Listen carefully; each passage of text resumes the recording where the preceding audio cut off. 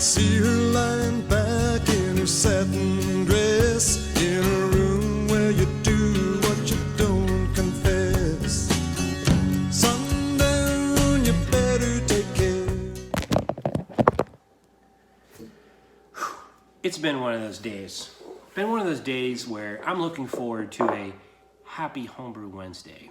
And this Homebrew Wednesday is brought to you by Rec Brewery and his Citra Pale Ale. This Citra Pale Ale is a 5.8%. It was brewed in April of 2019, so it's been sitting in here a while. Let's get into it. Oh. So Matt just got back from, I'm gonna try to keep this light from screwing up in my video. Matt just got back from his trip to Disneyland, and I think the Dean family might be heading to Disneyland next month. Actually, no, in last week of January. So if anybody's gonna be in Disney last week of January, look for the Dean's List. So, oh man, smells good.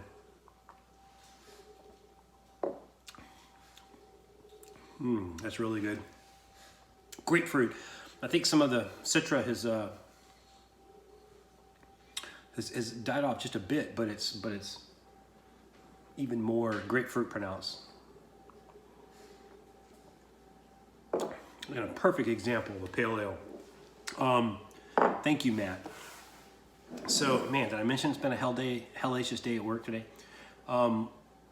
Really excited because my local, what are you doing over there? My dog's chewing on something. My local Safeway always picks up Bourbon County Stout every year, and that's where I get my stock. I usually get 2 bottles. I drank both of the 2018 bottles, one just recently when my buddy Dan came down. But I think what I'm going to start doing is, enjoying one and then stocking the other one away for like a cellar kind of deal, so I can maybe get 3 or 4 years saved up and do like a taste test. Yeah, that would be a long night, wouldn't it? Doing taste tests of Bourbon County Stout.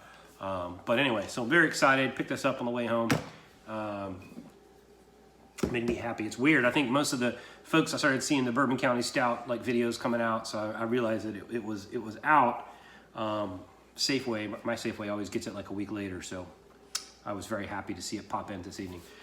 All right, so what have I been up to? Thanksgiving. I hope everybody had a wonderful Thanksgiving. Had family come down, and it's been a while since we've had a toddler and a baby running around the house. My cousin, God bless you. I don't. That's a lot of energy. But the little dude watched this movie with me, and he's like, how old is he? He's like 3. And there was this movie about, I was supposed to be kind of keeping him busy down here in the Dean's List basement. So I found on Netflix this show called Free Solo, about this guy, Alex, I think his name is Alex. I don't know if I get his name wrong, whatever his name is. Really impressive guy, young man who wanted to climb El Capitan in the Yosemite National Park. And this thing is like 3,200 feet tall, and it's like almost sheer cliff, and a whole bunch of dangerous lifts, and one is where it's like a 90-degree angle. Hey, hush you. My dog's kind of crazy. It's like a 90-degree angle, and it's like glass where he's got to kind of inch up. Then another one where he's climbing in a crack for, Anyway, he had to work up the nerve to do it, because free solo means you don't have any like hooks or anything in. You're doing it free, nothing but your hands. And I think the only thing he had extra, he had a little kind of basket of chalk behind his waist that he would kind of put his hands in the chalk. But other than that, it was just him on the cliff. So I can't imagine. I mean, over 3,000 feet of climbing straight up. It was crazy. But he did it. So if you haven't seen that, it's a pretty cool show to watch. And thank God there was no like cussing or nudity or violence in it. And it was perfect for the little dude. And he actually watched the whole thing with me. It was pretty impressive. Anyway, so they've left, and soon as I think they left on Saturday morning, and then I quickly crushed the grain for my Russian Imperial Stout, which I'm going to call, actually, it was an interesting brew day. It was a brew day, hold on a second. Sorry about that, my little schnoodle Zach was annoying me. He was going to start barking any minute. So anyway, yeah, so they left, got the grain, started crushing, and had a Russian Imperial Stout that was a really, really cool brew day. It was a lot of grain. It was like 22, 23 pounds of grain, almost maxed out the mash tun. Then you realize you got to put another 6.5 gallons of water in there, even though the mash tun's almost full. It doesn't seem like the water would find a way, but it does. I had the sparge arm like just about maxed out. Man, he's gonna start barking. I'm gonna go nuts. Hold on. This dude's working me. Anyway, so I put the brew day together and was able to do a video link up with main brew guy Gary. So when you look at the brew, stay tuned for the brew day footage. It'll be following me yakking my jaw. Yeah,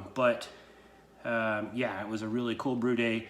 I hit my post mash gravity, just missed it by 2 points, and then the post boil gravity I missed by I think 5 points. Ended up being 1.105 and or 6 points. I was looking for 1.111, but 1.105, I'll take it, man. That's super high gravity. Either way, it's going to be a freaking volcanic eruption when you go into fermentation. So, but anyway, it was fun. So Gary was doing a kind of a two-phased IPA. He was going to do an IPA with pressure fermentation and another one without pressure fermentation to see what the differences are in the batches. So it'd be kind of cool to see how those go out. And hopefully he does a brew day video, since I know he took some video. So anyway, it was cool hanging out with Gary, albeit virtually. Hopefully we can meet up again in person someday soon. But yeah, cool brew day. And it's funny, you spend a lot of time with your backs to each other because you're busy working your rigs and everything. So anyway, I finished that, and then fermentation, it started bubbling within an hour. And then it had a slow bubble all through the next night, and then probably around the next afternoon is when it started going crazy. And then, yeah, you'll see in the video how the fermentation progressed. It's probably subsided now. I can probably take the blow-off tube off. But I'm gonna put some soaked oak chips and bourbon in the secondary fermentation, and yeah, it should be a really good beer. So anyway, that's all I got for this week. There's probably a lot of video in here, so I don't want to drag this on too long. So anyway, hey, Matt, thanks again for the beer. Have yourself a happy homebrew, and have a very, very, I need to sign up for the High Brew Nation too. If you haven't seen SJ's video, it's out there. Trying to get people to sign up. It'd be cool to see some of you guys there. I think that's the 8th of February. So I'm going to talk to the missus, make sure I can go, and then I'm going to sign up. So anyway, have yourself a happy Homebrew Wednesday. Cheers. Hey, what's up? This is me first thing in the morning in all my glory. Hey, so I'm doing a Russian Imperial Stout. It's going to be about 20 pounds of grain. Here's the grain. You can tell it's at the top of that 5-gallon bucket. So this will be testing the volume. Haven't done one this big in a while, so it should be fun. Cheers. Yeah, there we go. Look how that's near the top of my bucket. So fitting water in that's going to be fun. Okay, I don't do a whole lot of water chemistry, but I'm doing an Imperial Stout, and I'm going to be amazed how I fit this much water into a bucket that's almost full of grain. But I'm going to use some calcium carbonate, half a teaspoon per gallon, to raise the pH, or to lower the pH approximately 0.1%. I'm just going to go ahead and I've got 8 gallons of water in here, so I think I'm going to put in 4 just to kind of get a little bit of calcium carbonate in there, and then I'm going to do the rest of my mash adjustments in the mash tun with either calcium carbonate or baking soda. So, okay, I can catch the last addition. So there's my calcium carbonate. So we'll see what happens later when I measure. And so that's for the strike water. Once I get into the mash, then I'll adjust again if needed. And we'll see how close we get. Okay, so I want my strike water to be at 174.6. It's right at 174. Okay, we are underletting. I don't think I'm going to get the full 7 gallons in there. I'll probably get around 6 gallons. We'll see. Okay, look at this. This is a very thick mash. Look at that. I'm gonna stir all this, get all the dough balls out. And man, one thing I'll know about this one already is that it is gonna have a great, nice dark head when it goes into the glass. Okay, got the pump going. Look how dark this fluid is. That is pretty. On through, back in. Oh man, look at that. That is going to be a nice head on this Imperial Stout. I love when I get that nice dark mash going. It's so nice. Okay, so I'm trying to get up to.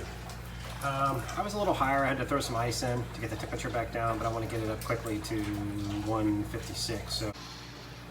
Okay, so check my pH and I'm at 5.2. I think that's good. I was down below 5. I was at like 4.9, so I added some calcium carbonate and I added some baking soda, and I got about where I wanted to be. Okay, the brew day is going really well. It took me a while to get up to 156, which is what I wanted. I'm a little higher right now. Because the viscosity was so thick on the beer, it just was having a hard time going through the pump. But I just let it kind of burn in for a while and finally got there. It took it about, I don't know, 25 minutes to get up to temperature. So I don't know. Yeah, we'll see what happens. I think it's going to work though. I think so. I got a lot of conversion early, and then this higher temp is going to lock it down and kind of make it a little more malty. So drinking a porter, getting in the spirit. I was going to call this porter, Josh, that was a porter I'm talking about porter, but now I'm going to call it perfect porter because I think it's a perfect porter. Man, stirring the mash was a huge, thick, pillowy, dark head. This is going to be really nice. The head, I think the head on this thing is going to be like a nice chocolate head. That's going to be great. Okay, just an update. So for the brew, so I'm probably about an hour and a half into the mash. Had some problems getting up to temp, but once I got up to temp, then I checked my pH, and my pH was a little low, so I adjusted the mash. So I'm at about a little over 5.25 for the pH. So I think that's okay for Imperial Stout. At least I'm not going to have the astringency from all the there's a lot of dark grains in here. They were talking about, you know, no more than 10%. I think I blew that. But anyway, I'm just doing a little extra mash just to make sure I got good conversion, just to be on the safe side. And yeah, I guess pretty soon I'll start sparging. Cheers. Trying to get a hold of Gary so we can do a link. Okay, sorry for the washer in the background, but I want to show you what this mash looks like. Look at that. That is going to have that really nice dark head on it. Okay, I'm gonna go ahead and start sparging here. I can figure this out. First, I need to dial down the temperature so this pump doesn't kick on while I'm trying to do this. Guy Gary might dial in while I'm doing this on Google Hangout.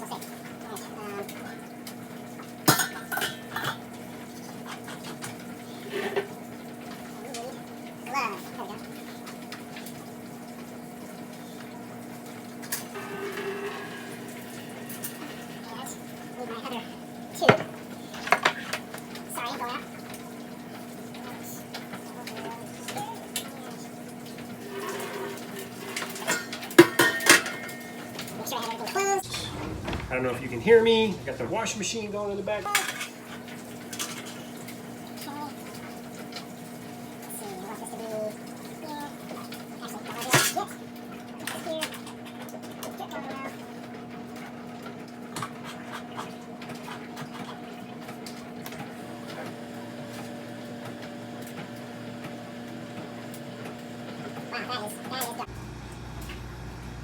All right, let me show you what I'm looking at here. Sorry. Okay, so here's the Russian Imperial Stout.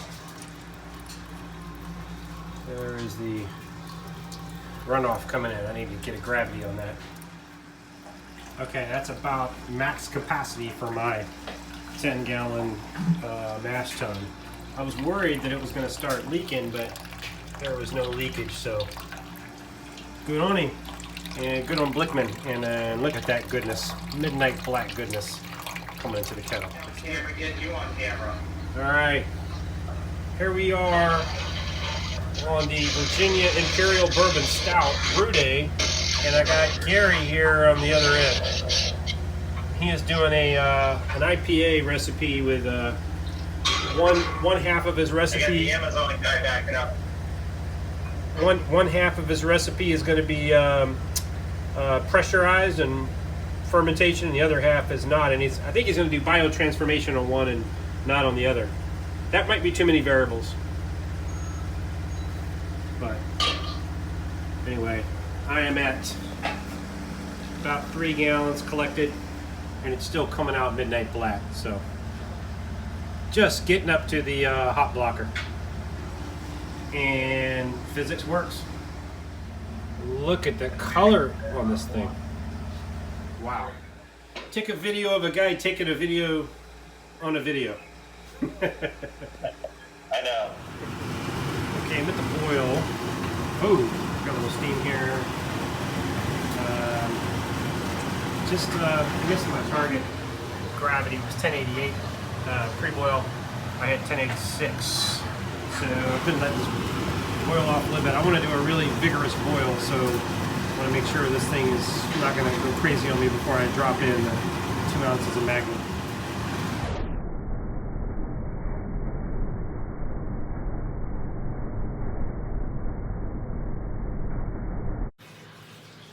Okay, here we are, going into the fermenting bucket. Looks like motor oil, that's what it's supposed to look like. Okay, so this, yeah, looks like motor oil, right? Yeah. So, final gravity is 1.105, baby. That was a hell of a boil right there, look at that. And I'm still hanging out, doing a brew day with Gary. Okay, so I have just done my normal aeration method. And there it is dripping into the bucket, and that's a pretty good amount for a Russian Imperial Stout, or in this case a Ukrainian Imperial Stout. We're calling it CrowdStrike Imperial Stout. Yeah, I think there's enough oxygen in there. What do you think? Okay, you guys aren't going to believe me, but I literally just finished brewing this Imperial Stout, and I showed Gary, main brew guy Gary, my setup here. This thing is already bubbling, and it's been, I don't know, less than an hour. See if we can get it. Come on. Yep, see?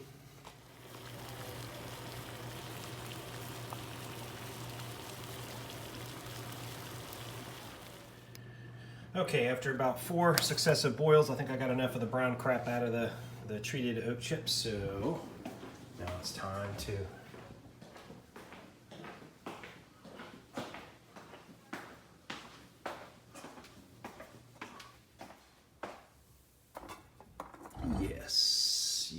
yes, indeed.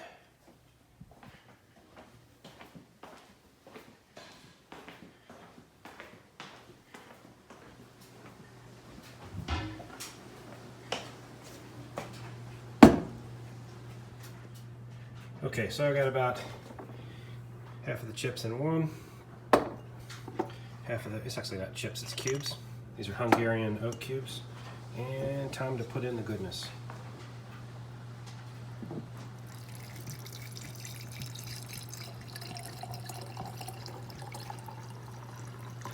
Make sure I got enough for both.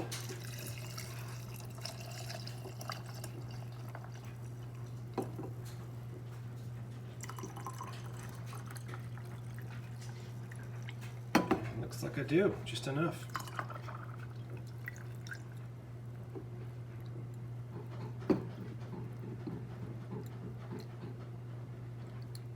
That is going to be a lot of bourbon. I'm thinking about putting it all in. I don't know. We'll see what your thoughts are on this video.